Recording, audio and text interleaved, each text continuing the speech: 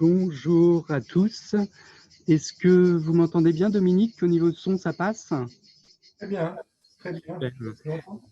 Super. Écoutez, bonjour à tous pour ce nouvel épisode de Samedi Live.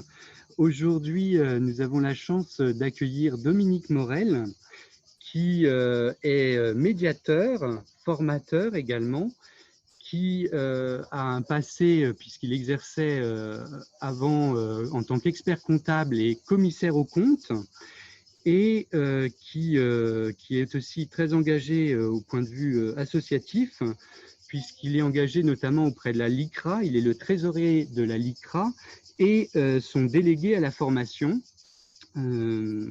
cadre dans lequel il a aussi la possibilité d'exercer en tant que médiateur. Et si j'ai demandé aujourd'hui à Dominique de venir nous parler, c'est pour nous parler d'un ouvrage qu'il a rédigé et d'une matière qu'il a découverte ou inventée. Il nous en dira un petit peu plus dans un instant. La médiation préventive et de projet. Alors, bonjour Dominique. Est-ce que vous pouvez nous parler un petit peu de votre expérience et des raisons pour lesquelles vous êtes venu à la médiation et en particulier comment vous en êtes venu à inventer la médiation de projet et la médiation préventive? Bonjour à tous. Merci de poser la question comme ça. Je parlerai un peu plus tard du terme invention parce que je n'ai pas l'impression d'avoir inventé quelque chose, mais peut-être de m'être penché de manière différente sur le conflit, sa nature, son utilité, tout ce que vous voulez. En fait, la première médiation que j'ai faite, que j'ai effectuée, c'était en 2003. Je ne savais pas que je faisais de la médiation.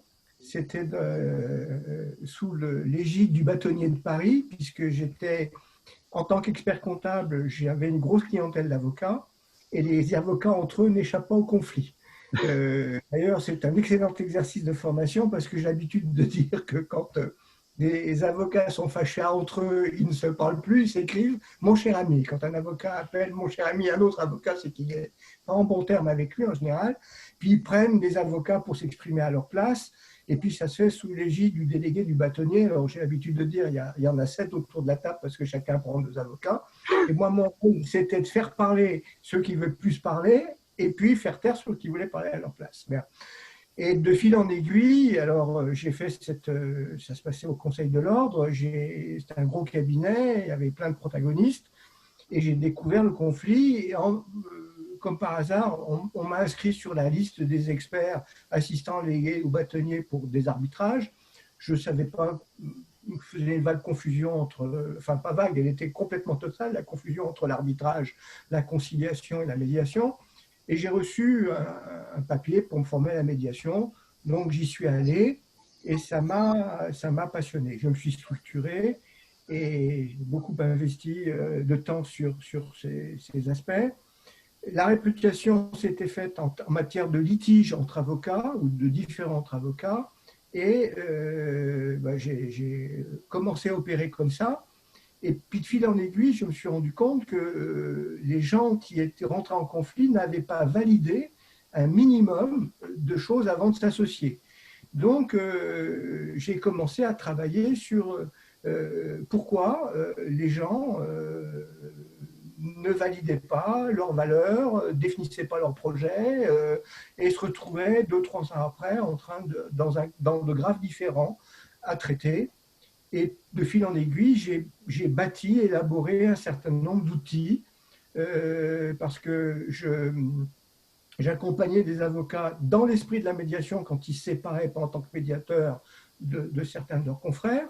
Et puis, ils avaient des projets, je les ai accompagnés dans la création de leurs projets. Et c'est de fil en aiguille comme ça que j'ai été amené à élaborer progressivement un certain nombre d'outils de médiation avec une approche de médiateur qui m'a… voilà. D'accord. Et donc, finalement, ça s'est trouvé, c'est presque un cheminement que vous considérez comme naturel. Votre expérience d'expert comptable et la découverte de la médiation, vous êtes trouvé à la croisée des chemins et finalement, ça s'est fait de façon naturelle, c'est ça? Oui, avec quand même une orientation, parce que je discute bien entendu depuis le temps avec plein de médiateurs. On n'a pas tous la même conception de la médiation et du conflit. Il y a des praticiens de la médiation qui disent la médiation s'arrête quand on a résolu ou dépassé le conflit. Je leur dis souvent, quand on dépasse le conflit, qu'on se retourne, on le voit quand même. Hein. Et que je considère que le conflit et la paix, ce n'est pas les mêmes ressorts, on en reparlera, mais simplement, j'ai essayé de travailler sur l'utilité du conflit. En quoi le conflit peut être utile? Certains disent que c'est le seul moyen de faire évoluer les choses. Personnellement, j'en suis pas persuadé. Je suis même persuadé du contraire. L'expression de la colère est rarement bonne, enfin elle est inévitable, mais elle est rarement bonne. Elle est destructrice, et donc j'ai travaillé sur ces aspects de comment essayer de prévenir le conflit plutôt que de le subir, et de voir comment on pouvait réparer. Il y a des fois on peut rien réparer, quoi. D'accord. Donc c'est vraiment une approche qui est très intéressante et c'est en ça que je pense quand même que vous avez découvert ou inventé la médiation de projet. Mais pour que les gens qui nous regardent et qui parfois ne connaissent pas bien la médiation, peut-être que ce qu'on peut rappeler, c'est que dans la conception classique, la médiation, elle intervient et elle est mise en place lorsqu'un conflit a éclaté pour principalement essayer de renouer le dialogue entre les parties. Et une fois qu'on a déjà réussi cette première étape, et en soi, la médiation, on peut être considéré comme réussi quand on a déjà permis de renouer ce dialogue. Dans la conception classique, donc l'idée, c'est qu'une fois que le dialogue est renoué, on essaye d'aider les parties par elles-mêmes à trouver un accord qui corresponde à leurs besoins. Vous, l'idée, c'est en réalité d'utiliser les mêmes outils, ou en tout cas une bonne partie des mêmes outils qu'on utilise dans ce cadre de la médiation classique, pour faire une médiation bien en amont, notamment lorsque des personnes ont un projet d'association, de créer une société par exemple, pour s'assurer qu'elles ont plus qu'une envie, parce qu'elles se trouvent sympathiques ou parce qu'elles se connaissent depuis 10 ans, de faire quelque chose en commun, mais qu'elles ont véritablement des valeurs communes. Enfin, vous avez développé toute une méthode qui permet de s'assurer que le projet sera pérenne à moyen et à long terme. Parce qu'on sait, enfin je ne sais pas si les gens qui nous regardent le savent, mais malheureusement, les experts comptables et les avocats le savent, beaucoup d'associations ne durent que quelques années. Hein. Il n'est pas rare qu'une association dure 2, 3, 4 ans et que les gens ensuite se séparent plus ou moins en bon terme. C'était ça l'idée de base? C'était absolument ça l'idée de base. Et quand les gens disent est-ce que vous pouvez nous accompagner, on a un projet de s'associer ou on a un projet de créer une structure, est-ce que vous pouvez nous accompagner? J'ai petit à petit bâti cet arsenal. Enfin, le terme est assez impropre d'ailleurs, mais je leur ai demandé d'abord comment vous pouvez décrire votre projet. Simplement, à la fois sur ces aspects techniques, qu'est-ce que vous diriez à des prescripteurs, à des banquiers, à vos clients, à vos fournisseurs, à vos relations? Et puis, comment vous le diriez à des proches? Parce qu'on ne s'exprime pas de la même façon. À des professionnels, on parle plutôt de l'objet du projet. À des proches, on parle plutôt des craintes. Dans un professionnel, on dit plutôt ce qui va aller, ce qui va fonctionner, et à des proches ou à des amis, on dit j'ai peur que voilà. Bon. Non, mais c'est intéressant, Dominique, je me permets de vous interrompre parce que pour que les gens comprennent bien, en effet, donc là on est à la première étape de votre méthode, la description du projet. Est-ce que c'est quelque chose concrètement que vous faites en aparté avec chaque, par exemple, futur associé? Ou est-ce que c'est quelque chose que vous faites en plénière? Et puis, est-ce que vous le faites à l'oral ou à l'écrit? Comment ça se passe, ce travail intéressant sur le projet? À l'écrit, toujours à l'écrit. Ça nécessite un investissement de la part des protagonistes. Hein, ça, c'est pas... Mais décrire son projet, c'est toujours assez simple. Enfin, donc, je demande une quinzaine de lignes ou une page où les gens écrivent. Ce qu'ils mettent en commun, c'est ce qu'ils en diraient à des professionnels, parce que c'est un capital sur lequel ils ont réfléchi, travaillé, même commencé à communiquer. Donc ça, c'est assez simple. C'est plus compliqué pour, c'est pas public pour ce qui est la manière dont on décrit à des proches, mais j'en suis le dépositaire. Donc il y a des séances plénières et pour exprimer les craintes, j'ai des entretiens individuels et puis je pose la question, est-ce que vous pensez que je puisse le formuler à votre place de telle façon? Et il y a tout un questionnement, mais sur quoi vous vous basez pour dire qu'il est comme ci ou comme ça? Donc il y a une approche de révélation de ce que l'on est par rapport à l'autre à ce moment-là lorsqu'on décrit le projet. Il y a un sujet qui est fondamental sur le projet, c'est je fais travailler les gens sur quelle est votre proposition de valeur personnelle et comment vous pouvez dire en une phrase quelle est la proposition de valeur du projet. Et il faut qu'il y ait forcément harmonie entre la proposition de valeur du projet et la proposition de valeur personnelle, parce que sinon ça coince. Voilà. Et au niveau, alors justement, de ce terme de valeur, parce que aujourd'hui c'est un terme qu'on voit à toutes les sauces, mais là, jusqu'où on va? Évidemment, en général, j'imagine quand on crée une société commerciale, le premier sens de la valeur, ça va être évidemment d'en tirer des bénéfices, mais est-ce que ça s'arrête là ou est-ce que ça va beaucoup plus loin, le travail que vous faites faire aux personnes concernées? Ça va beaucoup plus loin. Et le bénéfice, la valeur sur le sens pécuniaire du terme, ça intervient en dernier. Faire réfléchir les gens sur la proposition de valeur. Je vous pose une question, Martin. Quelle est la proposition de valeur de votre émission, là, samedi, en live? Alors, comment vous pouvez oui, ça? Je vais essayer de répondre, mais c'est difficile et c'est un process. J'ai l'impression que ça évolue au fur et à mesure. Mais évidemment, l'idée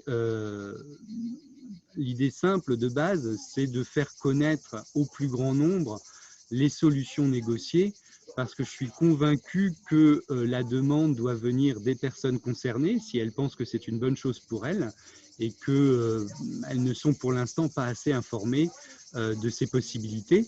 Donc l'idée, c'est pour moi la valeur, c'est un accès non pas à la justice, mais un accès aux solutions négociées. Martin, vous êtes complètement au point quand vous serez capable de résumer ça en une phrase et vous le mettrez sur votre bandeau de samedi live. Vous voyez. Donc, c'est un chemin qui est compliqué. Pas compliqué, qui est complexe. Il faut arriver. Bon.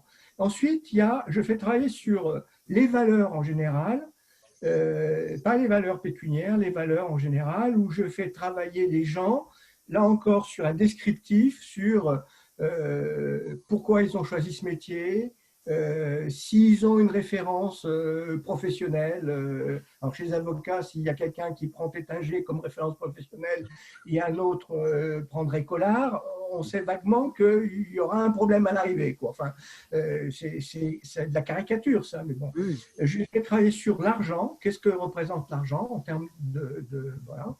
Et là encore, sur qu'est-ce que c'est qu'un collaborateur, qu'est-ce qu'un dossier, qu'est-ce qu'un client, qu'est-ce que la formation, jusqu'à l'utilité du conflit, qu'est-ce que la gestion, comment on manage une équipe, enfin, etc. Et donc là, les gens écrivent des verbatims, ils ne font pas des dissertations, mais en phrases courtes, ils expriment sur ces thèmes-là un certain nombre d'expressions. Et là, j'en fais 3 paquets. Il y a tout ce qui est que je comprends facilement, qui me paraît cohérent entre tout le monde, et c'est anonyme. Hein, quand ils sont 2, c'est pas anonyme très longtemps, mais enfin, à 5, ça devient déjà plus conséquent, et ça constitue un capital commun qui aide à définir le projet. Il y a tout ce que je ne comprends pas, parce que je n'en comprends pas la formulation. Donc ça, j'en fais un paquet, puis les gens s'expliquent. Et il y a un 3e paquet de tout ce qui peut poser problème, parce que l'expression est quand même très divergente. Donc du capital commun, tant mieux. De ce qui nécessite une explication, elle vient assez naturellement. Ou elle repart dans le capital commun, ou elle part dans la catégorie de ce qui peut poser problème. Et ce qui peut poser problème, on essaie de trier ce qui est très important, puisqu'on peut vivre avec. S'il y en a un qui dit, moi, la gestion, ça me barbe, bon, c'est pas très grave si on ne le fait pas gérer. Donc, bon. Donc ça permet voilà, que les gens qui semblent se connaître connaissent mieux certains aspects. Et je donne toujours cet exemple parce qu'il est vrai et vous allez comprendre la portée de tout ça. Je donne des exemples. Lors d'une succession, il y avait 4 collaborateurs qui travaillaient sous la responsabilité d'un avocat et qui décèdent, et les collaborateurs décident de s'associer pour racheter les parts à l'ayant droit. Et il y avait des personnes qui se côtoyaient, qui se voyaient tous les jours. Et à la question de l'argent, il y en a une qui m'a écrit « l'argent sert à payer mon loyer, élever mes enfants ». Et une autre m'a dit « l'argent sert à me payer des sacs Hermès ». Bon, je ne dis pas que ça ne peut pas fonctionner, mais il faut prendre la mesure de tout ça parce qu'il y a quand même un écart considérable entre les deux conceptions de l'argent. Oui, donc vous ne cherchez pas en fait à cette étape-là, vous pouvez chercher à la fois à mettre en évidence un manque de complémentarité. C'était peut-être l'exemple que vous avez donné sur la personne qui vous dit « je ne suis pas intéressé par la gestion ». Ça peut poser souci si personne n'est intéressé par la gestion dans le projet. Et inversement, sur certaines valeurs, on peut parfois s'assurer qu'on est aligné ou en tout cas que ça ne posera pas de souci si on ne l'est pas. C'est ça l'idée? Oui, tout à fait. Et c'est de faire d'une communauté de valeurs à une communauté de projets. L'idée est là. Et après, le troisième outil que j'utilise, c'est des matrices SWOT, force, faiblesse, opportunité et crainte, où je fais travailler les gens sur comment ils voient les forces, les faiblesses, les opportunités et les craintes de leur projet, comment ils voient eux-mêmes les opportunités, leurs forces, leurs faiblesses, les opportunités et craintes personnelles, et voir s'il y a de l'équation, faire une révélation de la adéquation de leurs forces, faiblesses avec celles du projet. C'est un révélateur. Parfois, il y a des gens qui disent non, je me rends compte que ce projet, je ne pourrais pas le mener à bien parce que je n'ai pas les compétences pour le faire. Bon, alors après, il faut toujours lever l'introspection, mais ça évite. Et puis ensuite, encore plus délicat, si j'ose dire, comment il considère l'autre, comment il voit ses forces et ses faiblesses. Les forces et faiblesses du projet, là encore, c'est à mettre en commun immédiatement. La manière dont on se voit, on le met en commun, postérieurement, mais on le met en commun. Comment on voit l'autre, c'est un peu plus délicat. Et là, j'ai encore des entretiens individuels pour dire, mais j'ai des exemples qui consistent à dire, j'ai peur de découvrir quelqu'un de différent, de pas très engagé, et je leur demande, mais sur quoi vous vous basez pour affirmer telle position? Si la faiblesse présumée est corroborée avec la faiblesse exprimée par l'autre, il n'y a pas de malentendu. Et sinon, moi, je lève les malentendus. Voilà. Où je les exprime jusqu'au bout et quelles conclusions vous en tirez. Bien entendu, ce n'est pas moi qui tire les conclusions. Je suis un révélateur, mais ce n'est pas moi de leur dire ne faites pas parce que… Bon. Et si, d'ailleurs, au terme de ce travail, le projet ne se fait pas, je considère que c'est une réussite parce que j'aurais évité aux gens… Voilà. Oui. Vous n'êtes pas le deal breaker, vous êtes plutôt celui qui va mettre en avant des potentielles failles qui seront telles que de toute façon, de toute façon c'est la décision, j'imagine, à chaque fois des parties, hein, mais elles peuvent s'apercevoir au cours du processus qu'elles ont plus de points en commun, plus de valeurs en commun qu'elles ne s'imaginaient, ou au contraire que leur chemin diverge et qui risque à un moment d'y avoir un souci, ce qui leur permet aussi peut-être de l'anticiper d'ailleurs éventuellement, ou si elles veulent quand même maintenir leur projet. Oui, mais elles sont moins prévenues, elles ne découvrent pas les choses 2 ans après. Ce qui est très perturbant quand vous faites un processus de création de structure avec des associés, c'est de découvrir les gens 2 ans après, alors que là, c'est immédiat. Et puis on peut dire, je peux vivre avec ça. Hein. S'il y a quelqu'un qui veut travailler moins, on ne va pas lui reprocher de travailler moins puisqu'il avait prévu dès le départ, qui travaillaient moins. Donc après, c'est d'autres types de questions qui sont aussi liées à la valeur. C'est comment on crée la valeur, comment on la capte et comment on la répartit. Ça, c'est le troisième aspect autour de la valeur. Donc, il y a la définition de la proposition de valeur qui est, à mon avis, essentielle, parce que si vous vous rendez compte que vous n'avez pas l'étoffe pour remplir vos ambitions, c'est vous-même qui vous dites. Bon. Ensuite, qu'on partage tous ces items sur les valeurs au sens état d'être et ce qui fait... ce qui rejoint des valeurs de type universel. Il y a des gens qui sont partisans de valeurs de sécurité et on sent bien que les valeurs de sécurité ne sont pas les mêmes que les valeurs de dépassement de soi, mais là encore, c'est une prise de conscience. Et ensuite, il y a, dans un domaine où je suis plus à l'aise, là encore, c'est que la création de valeur, la captation de la valeur, c'est-à-dire comment vous facturez, qu'est-ce que vous facturez, comment vous valorisez, comment vous produisez, comment se crée la valeur, c'est des éléments qui s'enchaînent naturellement dans le projet. Et dans la définition, et là, on a déjà un outil relativement cohérent et complet qui va jusqu'au budget, qui est l'expression d'une politique et non pas des prévisions. Je trouve ça vraiment très, très intéressant, hein, cette approche. Et ce que j'aimerais en fait comprendre, parce que pour moi, c'est dans la façon dont je me le représente, puisque je n'ai pas encore eu la chance, hein, de pouvoir mettre en place une médiation de ce type, c'est vraiment le basculement entre le moment où, en aparté, quelqu'un va pouvoir vous confier son projet, donc travailler sur sa description et notamment la description à un ami, donc le moment où on pourrait faire part des craintes qu'on a. De la même façon, travailler sur les SWOT, donc notamment les forces et faiblesses de soi-même. Donc ça peut être difficile aussi à avouer à l'autre, mais aussi travailler sur les SWOT de l'autre. Et là, ça peut être encore plus difficile. Donc évidemment, j'imagine qu'en tant que médiateur, vous assurez de leur accord avant de partager en plénière, ou même vous les amenez eux-mêmes à partager ces éléments en plénière, en réunion plénière avec les autres.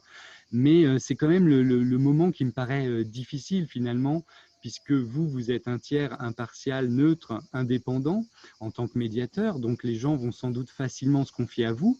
Mais comment s'opère ce basculement? Est-ce que dans votre expérience, finalement, ça se fait très facilement une fois que le travail, que la pompe est amorcée en quelque sorte et que le travail est déjà entamé? Ou est-ce que c'est quelque chose sur lequel vous travaillez par la formulation? Voilà. Est-ce que c'est quelque chose qui demande un effort particulier au médiateur?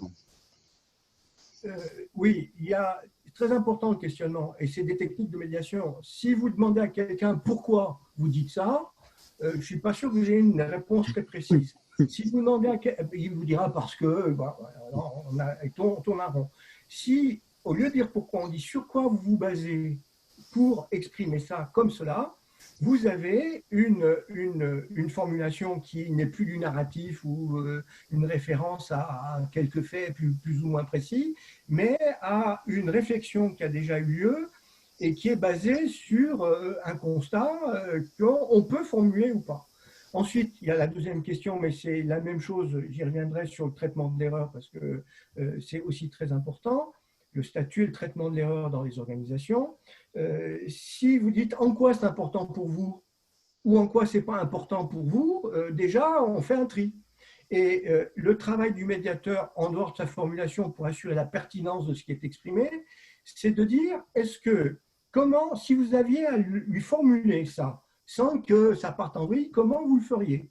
Donc, il y a un moment où on fait un travail de déconstruction de ce qui a été bâti pour partir vers une réalité beaucoup plus apaisée. Donc, c'est déjà un premier travail de médiation. Ensuite, si c'est compliqué pour la personne, qu'est-ce que vous m'autorisez à dire à votre place pour valider ou invalider? Donc, il y a parfois des allers-retours qui permettent au moins de clarifier les choses. Mais c'est un exercice qui devient assez naturel, avec un peu de technique et un peu de métier, et puis ça on rencontre ça dans la médiation de conflit, être capable d'absorber l'émotion de l'autre, son expression, et puis de travailler sur les canaux de communication qui ne sont pas les mêmes selon les individus. Ça, c'est une autre affaire. Oui, mais donc, oui, c'est vrai on va se retrouver finalement dans une situation assez similaire au niveau de la reformulation à celle d'une Absolument. médiation entre guillemets classique de contentieux, mais c'était pour que tout le monde comprenne bien ce que cela impliquait, parce que ça pourrait, comme ça, les gens pourraient se dire, oh là là, ça peut me faire peur de faire surgir, d'exprimer des choses à mon associé que j'ose à peine m'avouer peut-être parfois à moi-même ou que je découvrirai au cours du processus de réflexion sur mes valeurs et sur mon projet. Donc c'est vraiment, voilà, les outils sont là et il ne faut pas avoir de crainte ou d'appréhension par rapport à ça.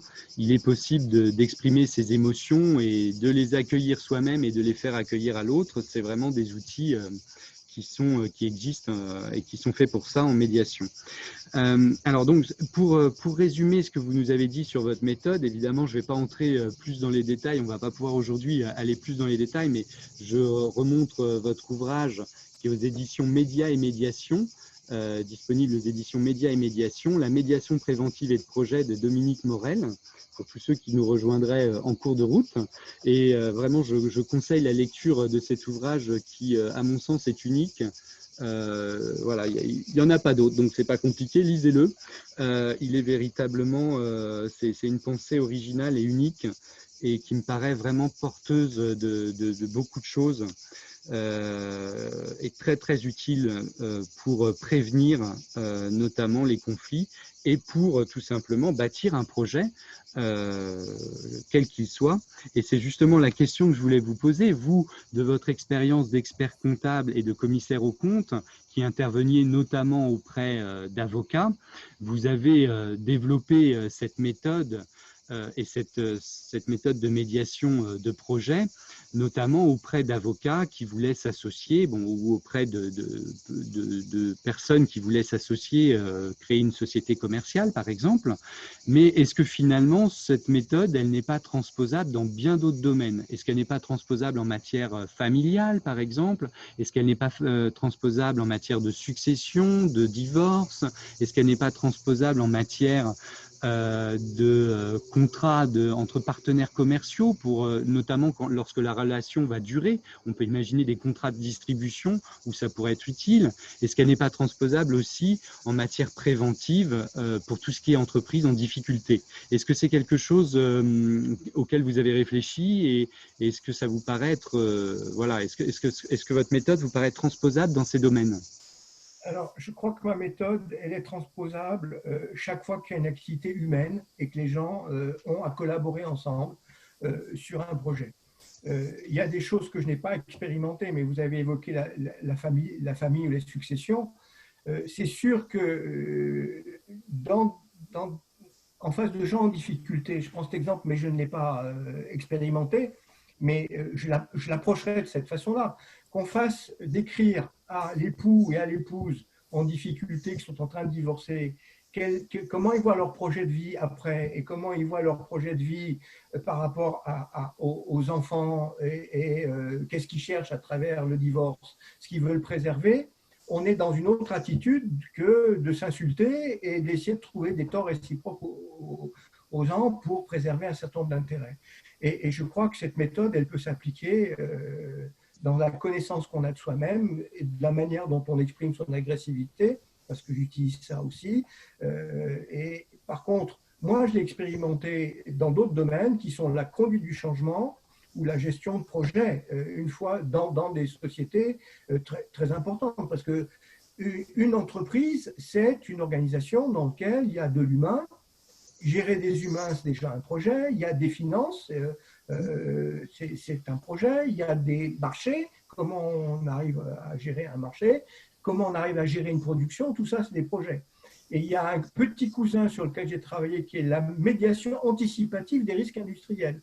Quel processus de médiation on met en place pour que quand on manipule des matières dangereuses, quand on manipule, on est dans un univers incertain, le message, il passe pas comme ça. Donc, il y a des méthodes de prévention. Il faut mêler des ingénieurs. Enfin, voilà. Donc, il y a tout un… Et moi, je me suis centré sur l'organisation Et petit à petit, parce que les choses ne se font pas aussi naturellement que ça, je dis souvent, une organisation, c'est un édredon à responsabilité et c'est un extraordinaire ressort à conflit interpersonnel. Et la proposition qu'offre la médiation pour les chefs d'entreprise, c'est d'essayer de répondre à 4 questions.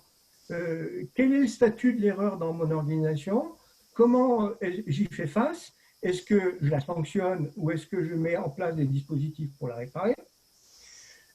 Comment se construit la règle dans l'organisation et qu'est-ce qui fait dysfonctionner les gens entre ce qui est juste pour l'organisation, comment ça se définit, ce qui est juste pour moi, ce qui est juste pour mon cercle d'appartenance et pour les autres, c'est des techniques de médiation. Comment je gère l'agressivité dans les organisations, parce que comment ça s'exprime et comment on travaille dessus, et qu'est-ce qui fait l'énergie de la relation. Voilà. Je me permets de vous interrompre là-dessus. Justement, dans votre ouvrage, vous essayez de dresser une typologie de comportement, de réaction de personnes, d'agressivité. Est-ce que vous pouvez nous en parler un petit peu de ça? Oui. Parce que je vais dire pourquoi je pose la question, c'est parce que évidemment quand les gens vont venir vous voir, tout va pour le mieux, c'est la lune de miel en quelque sorte, enfin en matière de médiation de projet évidemment, pas en matière de médiation de conflit, hein, mais donc tout va très bien et on a envie de se montrer sous son meilleur jour, mais on ne sait pas comment l'autre réagirait.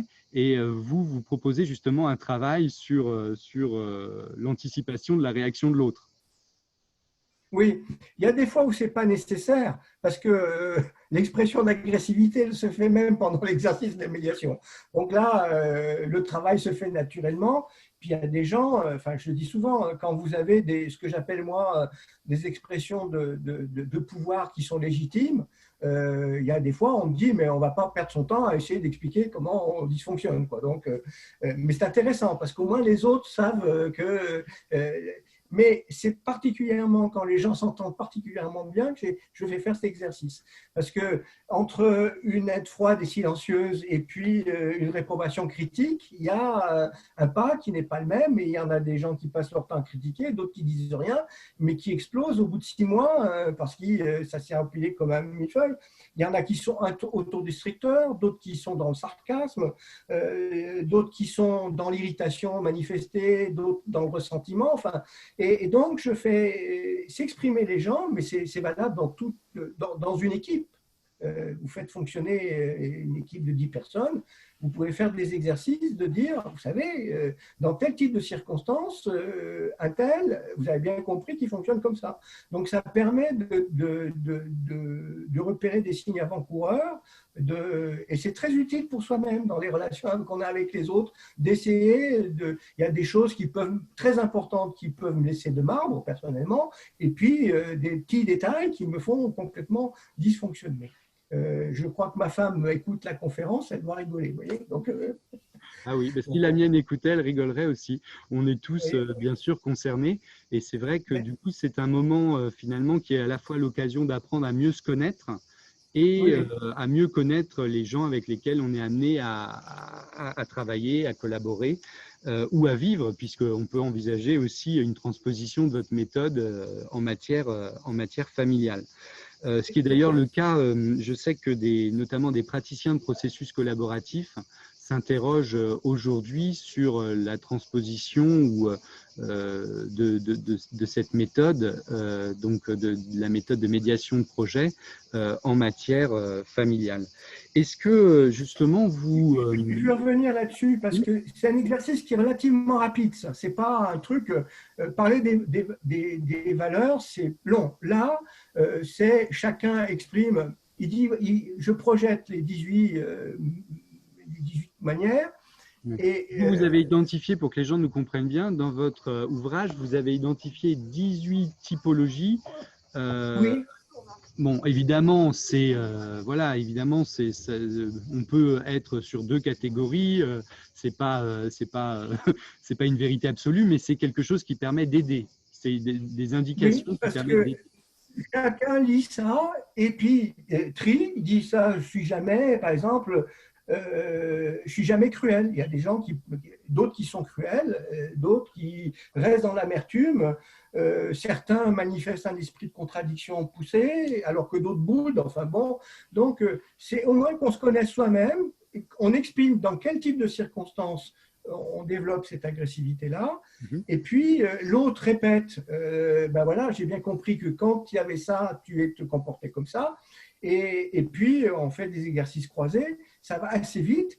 Je demande aussi aux gens de décrire une colère qu'ils ont vue, dans laquelle ils n'étaient pas partie prenante. Généralement, ça fait au bout d'un moment, quand les gens se marrent. Enfin, quand vous mettez des gens en colère, vous ne savez pas pourquoi il est en colère, le type, bon. Et je fais décrire une scène où on a été soi-même en colère. Et c'est sûr que là, on voit la déconstruction de la colère inutile. Je dis que c'est une zone erronée, hein. Nos émotions, on ne les gère pas, mais au moins, ça permet de les raccompagner à la cave de ne pas les laisser envahir dans la pièce à vivre, quoi. Voilà. Bon. Oui, donc c'est vraiment un exercice très utile et qui doit apporter beaucoup aux premiers concernés qui parlent de leur propre expérience, mais qui se découvrent finalement peut-être à travers l'exercice. Vous avez, au travers de votre propos, un petit peu évoqué déjà tout ce qui est médiation préventive et notamment tout ce qui est prévention de ce qu'on peut appeler la réitération de l'erreur. C'est-à-dire qu'une erreur est commise dans une organisation. Voilà, qu'est-ce que vous proposez et quelle est la méthode que vous proposez pour éviter, au-delà du fait de savoir qui est responsable et quel est le sort qu'on lui réserve ou quelle est la sanction qu'on prononce à son encontre, quelle est la méthode qu'on met en place pour s'assurer que l'erreur ne soit pas réitérée? Et ça, vous développez pas mal sur cette méthode. Caricature. Mais souvent, en France, je ne sais pas comment ça se passe à l'étranger, mais en France, il y a une erreur qui a été constatée. C'est première réaction, quel est le crétin qui m'a fait ça? Bon, le crétin, il n'a pas forcément envie de se montrer. Et si jamais on le convoque, il va tout faire pour expliquer que ce n'est pas une erreur et que ce n'est pas forcément sa responsabilité et que c'est parce que les circonstances, etc.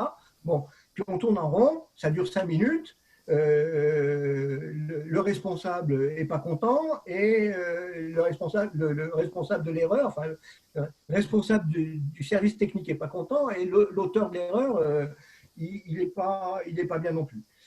Il faut consacrer 2 heures à traiter avec un questionnement qui est propre à la médiation, inviter la personne et pas la convoquer, être assez factuel dans la manière dont on exprime les faits qui sont arrivés en disant, tu sais, on avait mis en place une procédure, tu ne l'as pas respectée, sur quoi tu peux, là encore, sur quoi, au lieu de pourquoi tu as fait ça, sur quoi tu peux revenir pour m'expliquer ce qui s'est passé.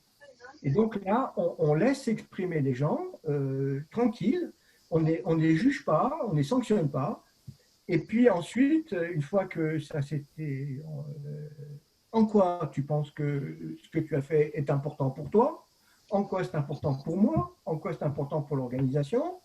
Et ensuite, si tu avais à refaire, comment tu t'y prendrais? Et ensuite, et si tu avais à expliquer ça à quelqu'un d'autre pour éviter que l'erreur se produise, comment tu t'y prendrais?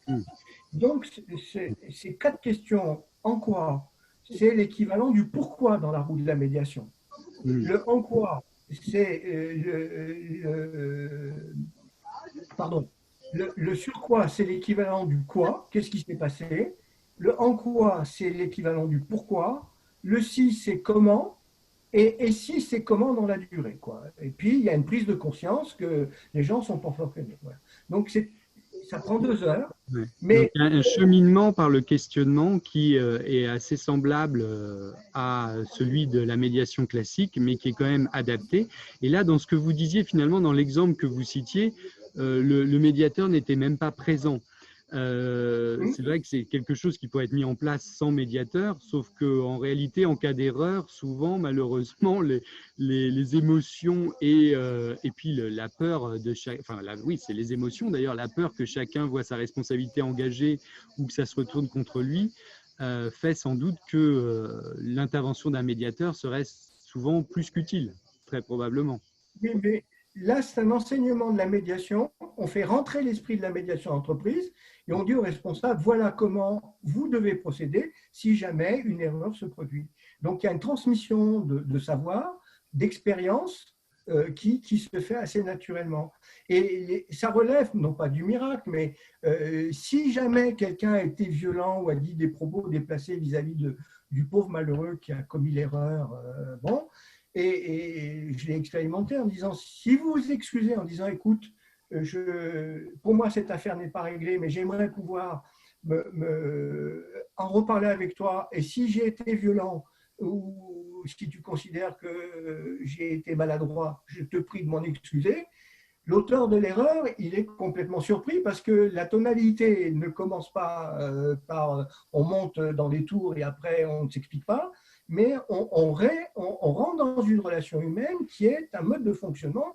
C'est très très riche sur le plan du fonctionnement des équipes dans les organisations. Sur le plan conjugal, si vous excusez d'avoir mal parlé à l'autre, c'est plus efficace que de dire mais j'ai raison de t'insulter. Ouais, bon, voilà. Bien sûr, oui, oui. Ça paraît évident, sauf qu'en réalité, ça demande une expertise et des connaissances. Finalement, le fait d'appliquer un cadre, de respecter un cadre, c'est ce qui assure le succès de tous ces processus. Ça semble être des choses de bon sens quand on vous entend, mais c'est pour ça que j'en reviens quand même au fait qu'à mon sens, vous avez quand même découvert la médiation de projet et préventive. C'est parce que ça a beau être des choses de bon sens, ça demande quand même de respecter une méthode et d'avoir une certaine expertise pour y arriver. Mais en tout cas, par rapport à ce que vous venez de nous dire, on peut donc envisager que des entrepreneurs ou les personnes responsables au sein de sociétés, d'organisations se forment à ces méthodes pour pouvoir les appliquer elles-mêmes en interne, sauf à se trouver devant un cas qui dégénérerait et faire alors intervenir un tiers médiateur. C'est ça l'idée? Oui, c'est ça. C'est ça. Ouais.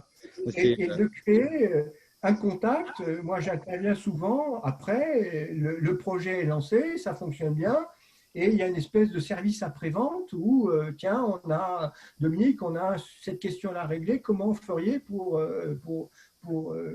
quel fil conducteur vous nous donneriez pour régler ce type de situation? D'accord.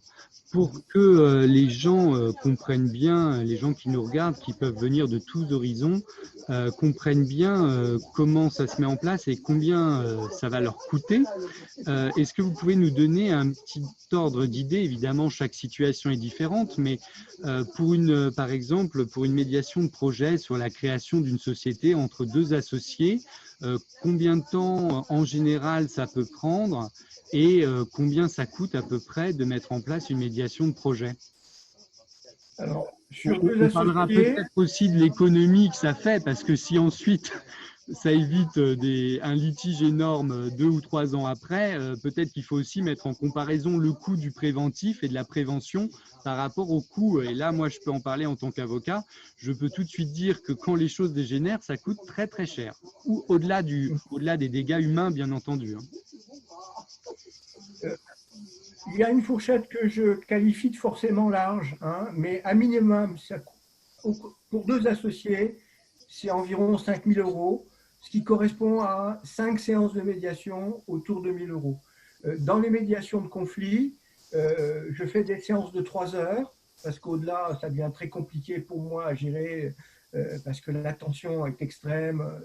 La tension, pas le fait d'être attentif, pas le fait d'être tendu. Mais au bout de 3 heures, moi, je ne sais plus faire. Donc, et je pratique un tarif de 950 euros la séance de médiation. Donc, autour de 5 séances, on arrive à faire plein de choses. 5 000 euros. Et puis, parfois, quand il y a des questions qui s'expriment, qui sont plus d'ordre technique ou d'approche de type budgétaire ou d'équilibre financier, bon, ça va un peu plus loin, mais entre 5 et 10 000 euros, on arrive à gérer très convenablement une affaire. Voilà. La première séance est toujours gratuite, c'est-à-dire que le travail d'éveil de conscience, et non pas de conviction, d'éveil de conscience, de dire vous avez intérêt à faire cette médiation de projet, qui peut durer 1 ou 2 heures, bien entendu, elle est offerte. Après, ça fait partie de la… Donc, c'est une séance au cours de laquelle vous présentez Voilà. le processus aux personnes et vous vous Oui, assurez que ça va coller entre vous oui, et entre elles et le processus, en gros. C'est ça l'idée? oui, tout à fait. Tout à fait. D'accord. Et j'ai remarqué, c'est pas pour prôner le mérite de ça, c'est que souvent, les gens qui sont exonérés en disant ouais, mais enfin, on peut mener ça tout seul, très bien, merci beaucoup. J'ai découvert que 2 ans après, ils n'étaient plus ensemble. Donc, ils s'étaient associés sans faire ce travail, en pensant pouvoir maîtriser. Je crois que la pire des incompétences, c'est de ne pas connaître les limites de sa propre compétence. C'est vrai que vous dites que ça relève du bon sens. Oui, sauf que la maîtrise de bon sens, ne pas s'embarquer dans une émotion un peu débridée ou ne pas faire l'économie d'un certain nombre de choses qui paraissent évidentes et qui ne sont en fait pas, c'est la garantie du succès. Et puis, j'ai fait pas mal de projets où il y avait 5 à 10 protagonistes. C'est des additions qui peuvent monter entre 50 et 75 000 euros. Bien Ça sûr. paraît très cher, mais les gens qui ont utilisé ça, ils sont très contents de l'avoir fait. Bien sûr, quand les J'ai même enjeux eu… sont importants, de toute façon ce qu'il faut vraiment que les gens qui nous regardent comprennent bien, et c'est une réalité, hein, je dis pas ça, voilà, je n'ai pas intérêt à le dire au sens financier, puisque moi je suis avocat et je fais beaucoup de contentieux, mais très clairement, un contentieux coûte beaucoup plus cher que d'avoir fait de la prévention en amont, et par ailleurs, un contentieux est très insatisfaisant. Même lorsque vous gagnez entre guillemets sur toute la ligne, il faut quand même bien comprendre qu'un juge est limité dans ses options, donc il ne va pas pouvoir créer une solution sur mesure, et c'est pas lui qui va vous inviter à travailler sur vos valeurs. Vos valeurs, il en a entre guillemets rien à faire, parce que c'est pas qu'il en a rien à faire, mais il peut rien en faire en tout cas. Et du coup, de toute façon, la solution qui sera posée par un juge dans un contentieux, elle vous sera jamais totalement satisfaisante. Donc, encourager le préventif, s'assurer bien en amont des gens avec lesquels on va travailler, s'assurer qu'on est sur la même longueur d'onde et en tout cas qu'on connaît l'autre et qu'on l'accepte dans sa différence si c'est son souhait. Évidemment, pour moi, ça n'a pas de prix. Et ça coûtera de toute façon réellement beaucoup moins cher qu'un contentieux par la suite, et ça prendra beaucoup moins de temps. Voilà, enfin, il y a tellement d'avantages à ça que voilà, votre méthode, quand on lit, on se dit c'est évident que c'est ce qu'il faut faire, mais c'est parce qu'au moment où on lit votre livre, on est en position méta, on est tranquille, on n'est pas en train de penser à son propre conflit. Chacun a des conflits, mais voilà, on pense au dossier de ses clients. Et moi, quand j'ai lu votre livre, pardon, je pense au dossier de mes clients et je me dis, mais c'est sûr, c'est ce qu'ils auraient dû faire en amont. Quel gâchis, quel dommage qu'ils n'aient pas fait ça. On en arrive voilà, à se détester, à se dire des choses et à faire ressortir finalement le plus mauvais de l'être humain. Pourquoi? Parce qu'on n'a pas travaillé sur le préventif, et ça, c'est vraiment dommage. C'est parce qu'on ne se connaît pas soi-même et que finalement, on se surprend soi-même dans le conflit, mais on se surprend en négatif souvent, hein, et on est surpris aussi par l'autre parce que l'autre va faire ressortir le plus mauvais de lui-même, très clairement, indépendamment des conseils qui peuvent graviter autour. Comment? Vous me donnez l'occasion de préciser une chose qui est une évidence. Dans un projet, l'humain prend toujours le pas sur l'enjeu. Et les sujets prennent toujours le pas sur l'objet. L'objet d'un projet, c'est assez simple à exprimer. Mais tout ce qui concerne moi, l'autre, les autres, la manière dont je considère ces questions de valeur, la manière dont j'apprécie les risques, la manière dont j'apprécie l'utilité du conflit, c'est des sujets humains. Et quand on parle d'un projet, l'objet, je vais constituer une société qui va faire ça. Une fois qu'on a défini la proposition de valeur, qui est la bannière publicitaire du truc, et qu'on a présupposé que les gens qui sont autour sont compétents techniquement, la compétence relationnelle prend toujours le pas sur la compétence technique. Oui, donc ça, c'est vraiment quelque chose d'essentiel, la compétence relationnelle, et c'est pourtant quelque chose qu'on souvent on balaye ou qu'on a un revers de main en disant c'est sûr, ça va coller, alors qu'en réalité, on devrait peut-être, enfin sûrement même, très certainement, creuser beaucoup plus cette question de la compétence relationnelle. C'était vraiment très intéressant. Nous arrivons maintenant un peu au terme de notre échange, parce que c'est passionnant tout ce que vous avez à apporter vraiment à l'ensemble des acteurs des solutions négociées et aux personnes concernées. Mais le format fait que nous avions 1 heure devant nous. J'aurais voulu vous poser une dernière question concernant votre vision du dialogue social au regard de l'actualité. Est-ce que vous auriez quelque chose à nous dire par rapport à ça? Est-ce qu'il y a des choses qui vous frappent dans l'actualité et sur l'évolution de notre société? Voilà, est-ce que vous avez une observation à nous faire par rapport à ça, Dominique? Oui, j'ai une observation et je vais revenir un petit peu en arrière sur la manière dont les uns et les autres considérons le temps. Et comment ce temps, il y a une relation entre le temps et le conflit. Il y a des gens qui sont dans le temps court, des gens qui sont dans le temps moyen et d'autres qui sont dans le temps long. Et les temporalités, quand on anime des réunions, par exemple, je prends le cas du grand débat Gilets jaunes, par exemple. Dans quelle temporalité sont les gens? Je pense qu'ils sont tous dans le temps court. C'est-à-dire dans le temps court, je suis dans des postures, je détiens un pouvoir, je l'exprime, je suis dans des questions d'autorité et d'hiérarchie. Dans le temps moyen, on est sur la faisabilité. Quel est l'intérêt que j'ai à rentrer là-dedans? Est-ce que mon projet, je vais pouvoir l'assumer? Est-ce que j'aurai le financement pour le faire? Et quel intérêt ça va avoir pour moi? Et puis, dans le temps long, on est dans l'usage et l'utilité. Et dans les réunions, je participe à certaines réunions, à certains comités stratégiques. Moi, mon rôle est de regarder les gens et de me taire.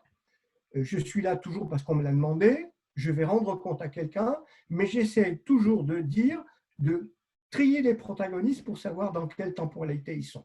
Et pour les mettre tous en même temps dans la temporalité. C'est-à-dire qu'il y a des temporalités de temps court, des temporalités de temps moyen, est-ce que c'est faisable ou pas, et de temps long. Il faut toujours aller au temps long parce que ce que me donne l'impression du grand débat, alors je ne dis pas qu'il n'y aura pas des choses constructives qui vont sortir de ça, mais ce que m'en ont retracé les médias, c'est que j'étais, excusez-moi la caricature, dans l'affrontement de deux arrogances. L'arrogance épistémique de celui qui sait ou qui pense savoir et qui décide en fonction de ce qu'il sait, et l'arrogance du crétin qui dit des choses sans réfléchir à la portée de ce qu'il raconte. Et que c'est très nocif au débat démocratique. Et dans la crise sanitaire, qui est la crise des valeurs saines, je pense, hein, on est là encore, on est dans des affrontements d'experts dans la temporalité. Prenez le cas du masque, non pas sur sa genèse, mais on parle du masque et de son coût, ok. J'ai jamais vu à la télévision le moindre tutoriel de dire comment il faut porter un masque. Les gens l'ont sous le nez, etc.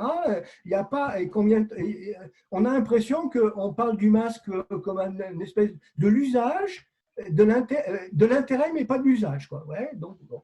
Et on est dans une société où on est en déficit d'attention profonde et lente, et on est dans une espèce de foisonnement de pensées rapides et de surface, et que les pensées rapides de surface sont en conflit, l'attention lente et profonde est porteuse de paix.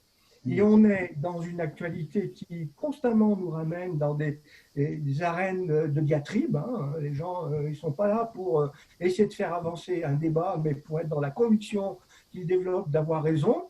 La conscience de l'autre et l'espace sacré du dialogue, qui est l'espace de la médiation, il n'a pas encore trouver cette titre de noblesse, mais j'espère pour la société, notre société, qu'on va y arriver. Je rêve parfois, ça me fait penser ce que vous dites, je rêve parfois à des débats politiques où on appliquerait les méthodes de reformulation qu'on utilise dans les modes amiables, où on écouterait l'autre, on le reformulerait d'abord et seulement après l'avoir reformulé, on aurait le droit d'exposer son propre point de vue. Je sais que je rêve, mais ce serait un monde très différent sans doute. On devrait introduire le bâton de parole à l'Assemblée nationale. Oui. Alors vous pouvez expliquer peut-être pour ceux qui ne connaissent pas forcément ce qu'est le bâton de parole?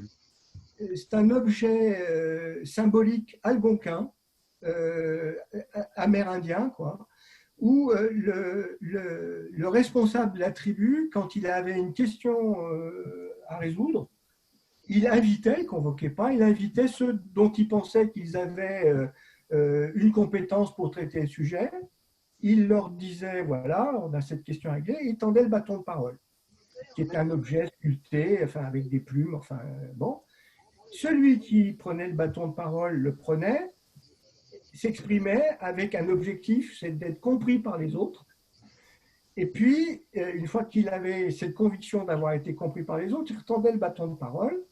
Et celui qui prenait le bâton de parole reformulait ce que l'autre avait dit et il exprimait une idée nouvelle et enrichissante. Bon. Si on faisait ça à l'Assemblée nationale, je pense que soit les débats dureraient très très longtemps ou très très très court. Oui, oui, en tout cas, ça changerait sans doute bien des choses. Eh bien, écoutez, en tout cas, symboliquement, j'ai un bâton de parole sur ma table de médiation. J'ai un bâton de parole. Alors, c'est pas. J'ai peur que les gens se tapent dessus avec. C'est un galet dans lequel il y a oui et non. C'est-à-dire que celui qui est titulaire de la parole, il met en face de l'autre non. C'est-à-dire l'autre ne s'exprime pas. Et puis, il retourne quand l'autre peut s'exprimer. Voilà. Mais c'est des objets. Le symbole est très important en médiation. J'ai déjà utilisé moi aussi dans des réunions amiables en processus collaboratif ou en médiation le bâton de parole. Et je ne sais pas si vous avez fait la même observation, mais finalement la personne qui tient le bâton, là c'est un surligneur, mais peu importe, hein, ça pourrait tout à fait faire l'office de bâton de parole. La personne qui tient le bâton finalement n'abuse jamais de son temps de parole quelque part, elle est consciente justement de la responsabilité et rapidement elle va le donner à l'autre personne et c'est aussi finalement ça a pas mal de vertus ce bâton de parole. C'est tout à fait vrai. Et puis ça permet de ne pas être dans ce qu'on appelle en communication l'intervalle rouge. Quand vous n'avez pas exprimé votre pensée, que vous êtes interrompu, ben vous n'écoutez pas ce que l'autre raconte. Et vous avez hâte de recommencer à formuler là où vous êtes arrêté et de peur de ne pas être compris, vous recommencez depuis le début. Donc on est dans un dialogue de sourds, enfin qui n'est pas un dialogue d'ailleurs, qui est une espèce de voilà. Bon. Oui. D'où l'intérêt souvent de faire appel à un tiers qui, de sa simple présence, va finalement modifier les règles du jeu et de la communication et faciliter la véritable compréhension entre les personnes. Écoutez, Dominique Morel, merci beaucoup, merci infiniment d'avoir partagé toutes vos connaissances et cette méthode que vous avez développée basée sur votre expérience à la croisée, comme je le disais tout à l'heure, de vos connaissances et de votre expertise en tant qu'expert comptable et commissaire aux comptes et de votre découverte de la médiation. Merci vraiment beaucoup. Pour tous ceux qui sont intéressés, je remets votre ouvrage, j'espère que tout le monde peut bien voir. Donc ça s'intitule « La médiation préventive et de projet », Dominique Morel, aux éditions Médias et Médiation, éditions Médias et Médiation. Et je vais aussi peut-être, si vous le permettez, donner votre mail et votre numéro de portable pour ceux qui seraient intéressés, soit parce qu'ils souhaitent se former, soit parce qu'ils ont des questions concernant votre méthode ou votre ouvrage. Est-ce que vous permettez que je donne du coup votre mail? Oui, merci. Oui. Alors votre mail, c'est dmorel, D comme Dominique, dmorel, M-O-R-E-L, @licra.org. Et donc je vais le répéter, dmorel@licra.org. Et votre téléphone portable, vous me permettez aussi de donner votre téléphone portable? Oui. 06 03 95 32 93. 06 03 95 32 93. Merci beaucoup Dominique. Je souhaite à tous ceux... Merci à vous. Je souhaite à tous ceux qui nous ont regardés de bien se porter et j'espère qu'on a convaincu le plus grand nombre, en tout cas de se renseigner déjà sur cette médiation de prévention, médiation préventive et médiation de projet et éventuellement de tenter l'expérience parce que c'est vraiment, à mon sens, un outil très intéressant et une idée toute bête, mais en réalité formidable, qui est celle qu'il ne faut pas attendre qu'un litige éclate pour s'en préoccuper. On peut s'en préoccuper en amont, donc pourquoi s'en priver? Voilà. Merci beaucoup à tous. Oui? Pas être convaincu, avoir éveillé les consciences. Oui. Merci, je vais travailler du coup sur mon pitch et ce sera ça, être convaincu et avoir éveillé les consciences. Merci beaucoup Dominique et à très bientôt. Merci, à bientôt. Bonne journée, au revoir. Merci, au revoir.